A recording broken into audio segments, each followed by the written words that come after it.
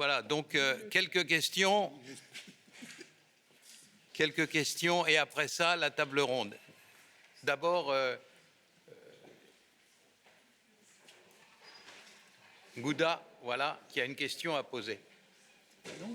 Merci. Oui, j'ai deux petites questions à poser. La première à M. le directeur de la police judiciaire belge. Je voudrais demander s'il y a une plateforme d'interopérabilité entre Europol et les structures policières africaines, au regard d'abord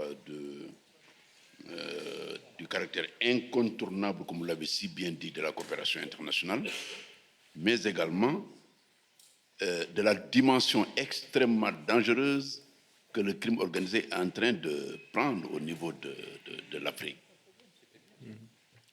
La deuxième question, j'ai suivi l'exposé de monsieur concernant le Burkina Faso, mais et ma question c'est de savoir si, comme vous l'avez si bien dit, vous avez fait une étude sur la possibilité de déceler de façon précoce l'attaque des djihadistes au niveau du Burkina. Est-ce qu'en termes d'aide à la décision, ces informations ne pouvaient pas être portées à l'attention, si vous voulez, des autorités burkinabé pour éviter en tout cas ces centaines de morts qu'on constate régulièrement et le déplacement énorme de population burkinabé. Merci.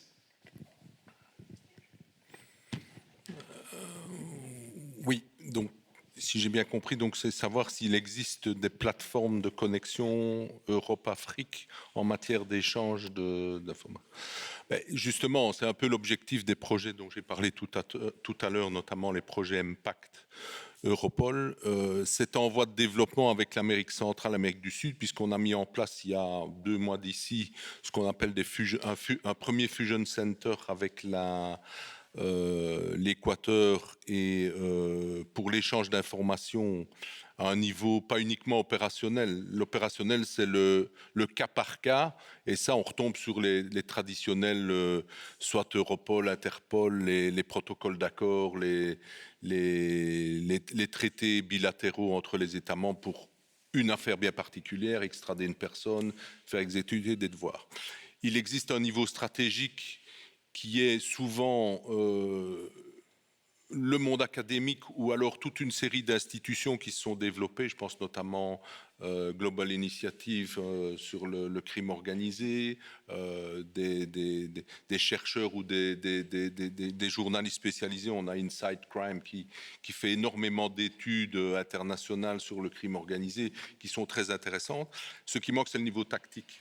Le niveau tactique, c'est vraiment l'analyse du phénomène avec en point premier ce dont j'ai parlé tantôt et ce qui, pour moi, était une avancée, ce qu'on a fait au niveau européen avec l'image des organisations criminelles, ce qu'on essaye de faire maintenant avec l'Amérique latine. Et le but, c'est d'arriver aussi, par notamment des projets, mais comme je dis souvent, c'est le nerf de la guerre, c'est l'argent, de pouvoir développer des plateformes d'échange d'informations, mais qui ne sont pas uniquement d'échange d'informations, qui sont des plateformes d'analyse, où on peut engager des criminal intelligence spécialistes, des analystes stratégiques, des analystes tactiques, qui peuvent alors, sur base de données d'informations qu'on met en commun, pouvoir produire ce qu'on disait tantôt, le diagnostic, l'image, et alors aller derrière avec une action qui peut être menée sur base d'une image qui est correcte. Et ça, c'est vrai qu'avec l'Afrique, ça fait encore défaut. Je sais qu'il y a 1 ou 2 centres d'analyse qui sont mis en place en Afrique les dernières années, je crois au Burkina Faso, peut-être au Sénégal, je pense aussi, mais ça n'existe pas encore vraiment. Donc ça, c'est le niveau intermédiaire qui, pour moi, manque pour l'instant pour concrétiser des actions. Les études universitaires, les études plus open source journalistiques, hein, j'oublie le site de Stéphane Kéré, qui est une revue de presse hebdomadaire qui est d'une richesse énorme aussi. Donc ça nous donne l'information, mais qui n'est pas une information utilisable et modélisable dans des plans d'action à mener ensuite.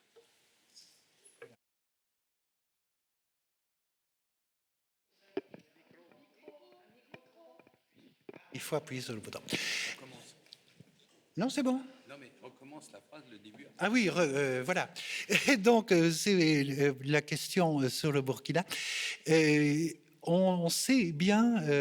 Alors, ces travaux ont été montrés à des gens du temps où l'opération au Sahel existait, et la réponse des militaires était de dire que c'était très intéressant, mais très académique, et qu'ils n'avaient pas le temps de lire nos travaux, et que donc on s'est dirigé vers la suite que tout le monde connaît, et dont certains, malheureusement, n'avons pas manqué de ricaner légèrement, puisque les erreurs qui ont été faites étaient de considérer qu'il y avait des entités terroristes djihadistes, donc des méchants absolument pervers, alors qu'il y a pratiquement un djihad par village, et que dans chaque village, les gens font des accords, des arrangements, etc.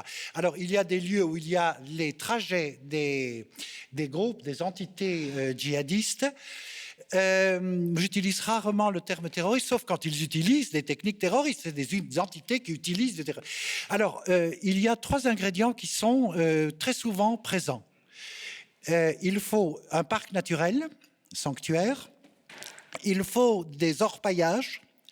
Là, on a de l'argent et des demoiselles pas trop farouches. On a, troisièmement, une frontière.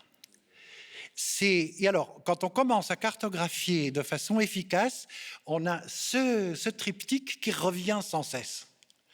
Et donc, on avait suggéré à certaines autorités, j'avais été dans la zone il y a quelque temps, j'avais briefé les gens en leur disant ça.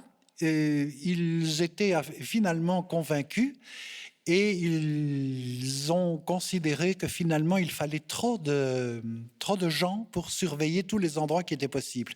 Et donc c'est resté actuellement, à ce que je sais, les Maliens sont en train de mettre des gens de Wagner dans la zone. Donc il y a c'est-à-dire les travaux que l'on fait ne tombent pas dans l'oubli tout de suite. Simplement, il faut des quantités impressionnantes de morts. Ce matin, quelque chose d'important était dit. Il faut 3 ans ou 4 ans pour remplacer un ordinateur. C'est plutôt qui a dit ça.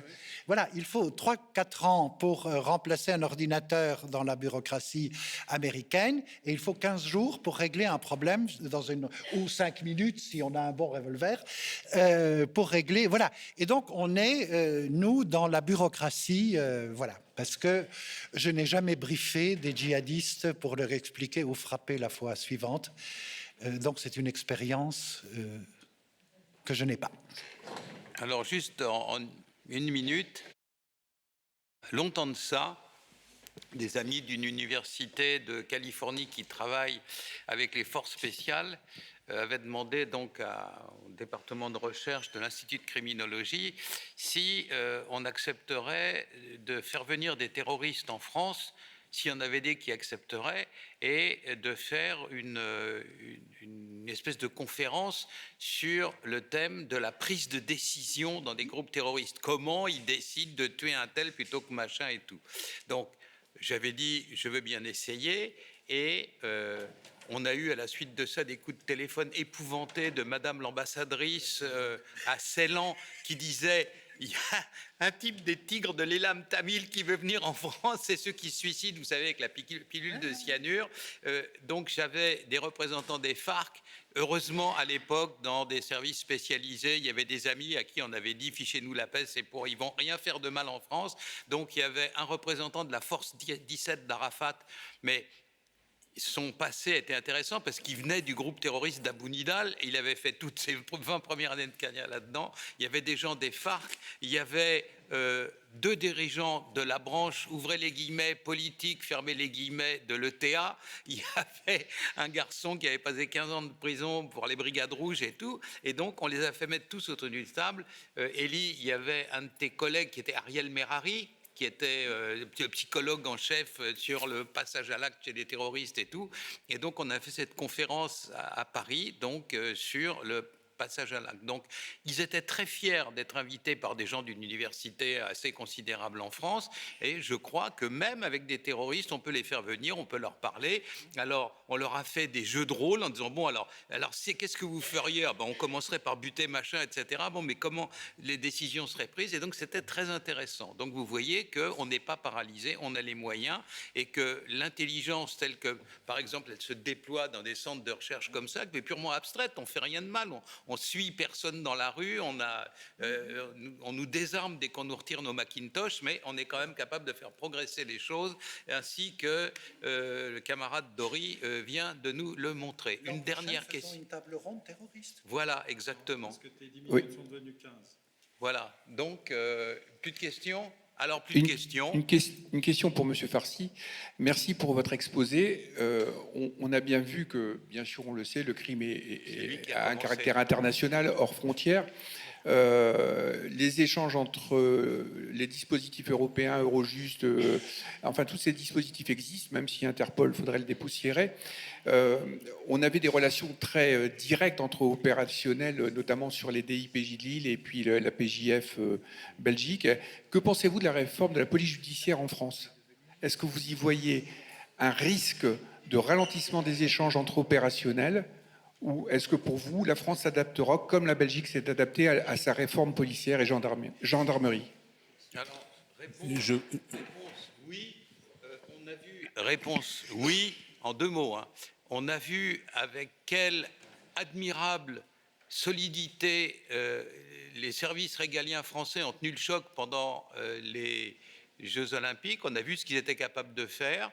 Ils n'ont pas pris de vacances, ils n'ont pas pris un jour, ils étaient là sur le terrain. Donc quand il faut s'adapter, ils s'adaptent. Le problème, dans mon analyse, se situe plus dans la capacité de dirigeants politiques qui leur donnent des ordres à adhérer ou à éviter le réel criminel, mais sur la solidité de l'appareil régalien français, qui est le plus ancien d'Europe, hein, j'insiste.